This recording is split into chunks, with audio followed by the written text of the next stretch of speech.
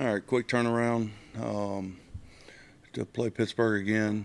2 weeks after we played them last time. Coach Tomlin have his team ready to play. We'll start our preparation today to remain hyper focused in what we have to accomplish this week and this day is the only thing our team should be focused about. Pittsburgh plays very good at home, very well at home. They've got 38 sacks on the year. 30 of them have come at home.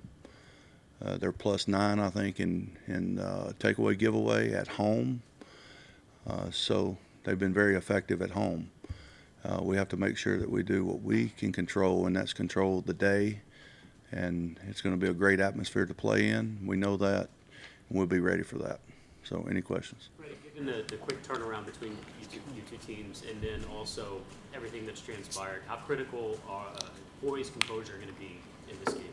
Composure is always a key, especially when you play divisional games. We hold divisional games at a high standard around here because they mean just a little bit more from the standpoint of how your season's affected. So emotion's always a part of the game. I've said this before. It's the ability to keep your emotion in check and play with composure and passion instead of the emotion. Why do you think that such disparity on their stats from home and away? Home field or crowd, they're able to get off on the snap, but we'll be ready for it. Freddie, can you tell that Larry is excited to be back after the week away, and then what does he bring to that front four? Larry brings a lot of energy, relentless, resilient. Larry's a good football player. He's conscious of his rush lanes, his gap integrity, which makes him a good football player. And when you add a skill set to that. Any news on Olivier Vernon? He'll be day to day. He'll try to do something today, but he'll be day to day. I don't really know. What's out? I'm sorry. Eric Murray's still out right now, and I don't know yet, to be honest with you. I'm still trying to figure that out right now. What is the move on Devereaux Lawrence? Just you have to make roster decisions during the course of the year. Well, it comes at a time that you're down at that position, so it's a little curious that this guy had a pretty good preseason. Well, you don't really take but 7 or 8 to the game, so all you need 7 or 8 at the end of the day. But Devereaux did a good job for us while he was here, and we wish him nothing but the best. Freddie, now that the Pittsburgh's quarterback change is official, your thoughts on the move they made? We're worried more about ourselves than anybody else. We want to take care of ourselves first and worry about who's playing for them when we get there on Sunday. Started against San Diego, so there is some tape that you can study. There is tape on him. There's tape last week when he came in. Did a good job of sparking them. So I'm sure he'll bring passion, energy to the game, and good decision making. We don't need to worry about who it is. In particular, we need to worry about our job and doing our job. Everybody needs to do their job, and we'll be fine. Freddie, in the first game, Minkah Fitzpatrick didn't have much of an impact compared to his previous 5 games. How are you guys able to get him out of the game? Well, we think Minkah's a very good player. He affects the game in several different areas. We expect him to come with, his best game Sunday.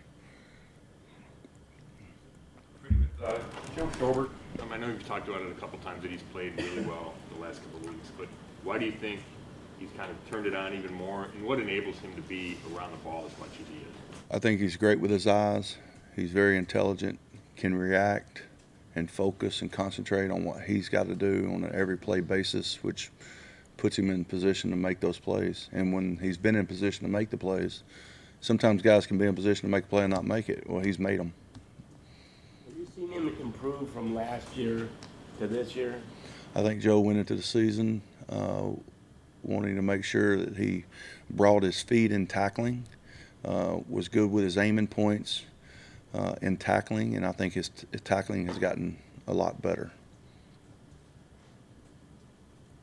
You said Vernon's going to try to do something. Is he going to be actually practicing or just like off to the side? Yeah, I think just maybe off to the side mostly. He may go through some individual or something, but that's about it probably. How did Chad Thomas? He's stringing some starts together. How did he? I think Chad played with a bunch of energy, affected the quarterback, which I think is good for a defensive end to affect the quarterback, and was solid in the run game. I think Chad needs to keep his head down and keep going and not be satisfied with anything other than the best that he can give us, and I think that's what he wants. You can talk to your players. I'm excited about Chad. I apologize. I'm sorry. You can talk to your players all you want about hostile environments and controlling their emotions, and then you get out there in the field and passions can run pretty high, emotions can run really high. How do you coach that up during the week, just as to remind them that it's got to be all about what happens in between the lines? It's easy. It's either you or the team. Make a decision. That's it. Do you think that lesson was learned even more after the first game? I think so, yeah. I think, we've got a young team that's developed during the course of the football season. And I think that's what you like to see is young guys getting – listen, we want to play smart, we want to be tough, and we want to play smart. That's because that's what usually wins football games. And that entails a lot of different things, and that's just one aspect of it. And you kind of have to put it all together to be successful. And sometimes when you have younger guys, it takes them a little time to put it together. And I think we're starting to see some of those examples that they can focus and concentrate just on the task at hand. That's it. What's been the key to the offense being able to complete a couple of deep shots the last couple games? We've made good throws. The protection's been good. We've been able to run the ball, which allows you to throw the ball down the field. Protection's good.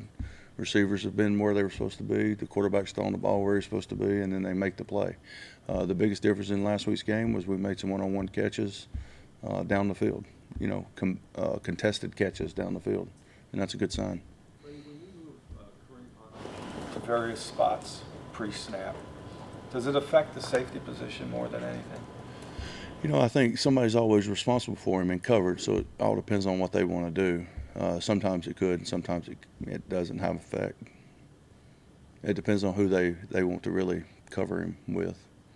And that's like not necessarily Pittsburgh, just in general philosophies. As a player and a coach, you've been in some energized environments. Anything real memorable for either your playing days or coaching days? Not really. It's been so long since I played.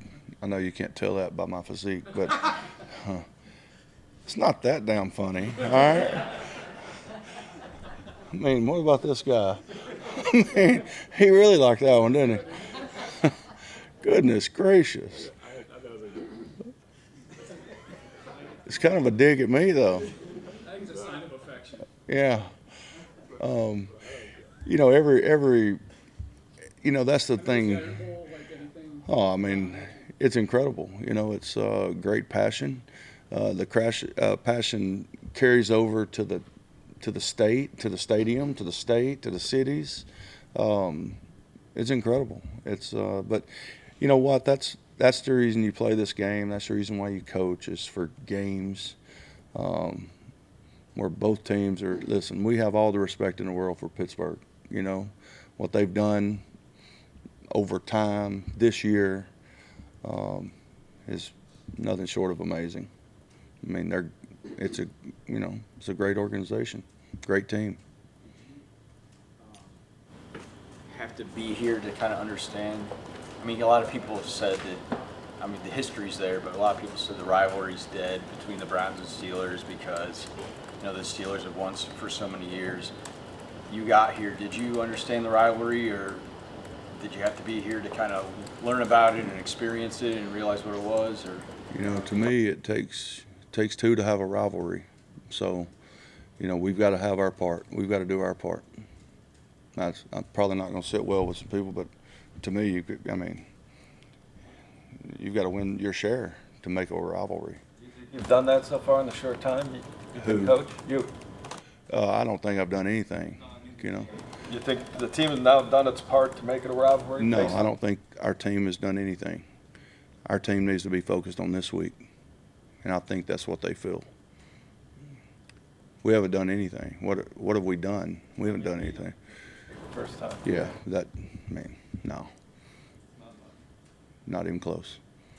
So that being said, won 3 in a row. You have some momentum now, sweeping a rival, damaging another playoff hopeful as you guys try to get in. What kind of momentum can that give you for the rest of the season? Again, we're only worried about this week, and we don't even care what ramifications it has. That's not even in our realm of thinking. We're only worried about preparing today. Truly feel like our guys are only worried about preparing today. They've demonstrated that over the course of the week. So let's say if we can stay hyper-focused, all right, again this week. And that means today. We've got to narrow our window of what we're focusing on, and that's just today. Freddie, do you ever use like former players to, on special occasions, to talk to the team about what that Pittsburgh win means to them? And would you do that this week?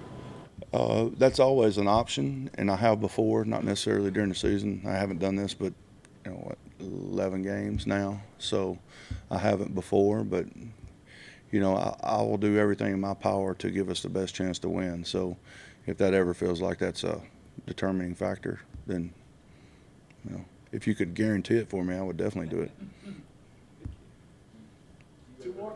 Would you if you could, though? Sure. Some people say the rivalry's dead. You said it takes 2. Do you ever emphasize that? No. I think this team's totally different than other teams. I think we understand what this game means to us and to our season. Rivalries are great for fans. Rivalries are great for you after the fact.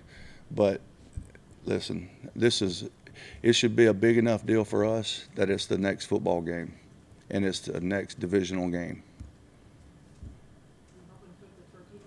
I will, hopefully. Maybe a little later. My daughters and lovely wife like to eat early, so I don't know if that's going to happen. But What exactly is your schedule tomorrow? Are you practicing in the morning, or? We'll keep the same schedule. We'll just move it up, start our day about an hour early.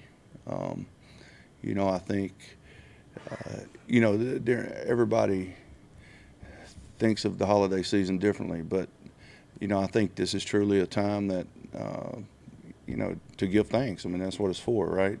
It's to give thanks for what you have, and I think we're all fortunate to be in this business, to play and coach football for a living, all right? So don't ever lose sight of that.